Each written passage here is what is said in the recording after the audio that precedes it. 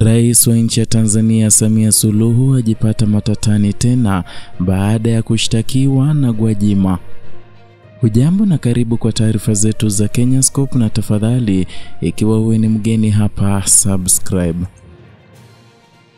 Kanisa la Ufunuo na Uzima linaloongozwa na Askofu Josephat Gwajima limechukua hatua ya kuomba msaada kutoka kwa mtandao wa watetezi wa haki za binadamu Tanzania ama ukipenda THRDC kufuatia kile kinachotajwa kuwa ni ukiukwaji wa haki za kuabudu unaofanywa na vyombo vya dola. Hii ni baada ya madai kwamba baadhi ya matawi ya kanisa hilo yamevamiwa na askari wa polisi waliowazuia waumini kuendelea na ibada zao kwa madai kuwa walikuwa wamekiuka taratibu za usajili. Uamuzi wa kulifikia THRDC umetangazwa rasmi na uongozi wa kanisa kupitia Askofu Amos Paul aliyewakilisha taasisi hiyo ya kidini wakati wa ziara yao katika makao makuu ya THRDC yaliyoko jijini Dar es Salaam. Na kwa mujibu wa Askofu Amos, hatua hiyo inalenga kutafuta ulinzi wa haki ya msingi ya kuabudu ambayo imeainishwa wazi katika katiba ya Jamhuri ya Muungano wa Tanzania. Kwa mujibu wa taarifa zilizotolewa, tukio la kuingiliwa kwa matawi ya kanisa na maafisa wa polisi limesababisha taharuki kubwa kwa waumini. Kanisa linalalamikia kile linachoona kuwa ni matumizi ya nguvu na vitisho dhidi ya watu wanaokusanyika kwa ajili ya ibada, hali inayotafsiriwa na uongozi wake kama hujuma dhidi ya uhuru wa kuabudu.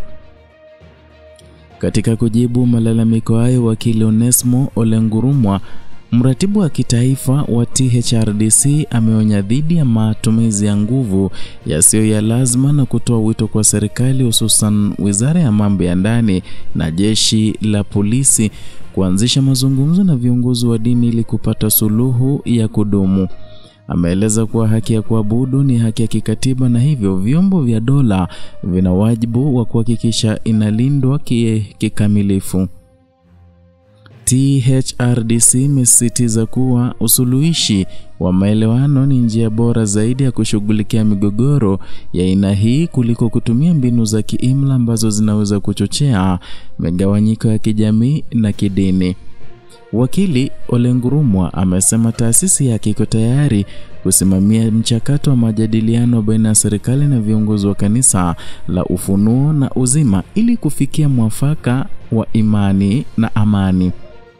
Mgogoro huu ulianza baada ya tuhuma zilizotolewa na mamlaka dhidi ya kanisa kuhusu kiukaji wa taratibu za usajili na uendeshaji wa taasisi za kidini, ambao ni madai ya uongozi wa kanisa ambayo yanapingwa vikali, ukidai kuwa yamebuniwa kwa lengo la kuzima sauti za kiroho. Wameeleza kuwa wapo tayari kushirikiana na mamlaka kudhibitisha uhalali wa uwepo wao kisheria.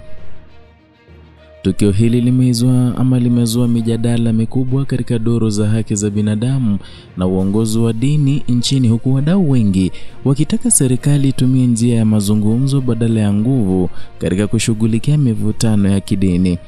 Wanaharakati wanasema kwamba kitendo cha kuvamia maeneo ya ibada kinatisha uhuru wa kuabudu na haki za kimsingi za kibinadamu.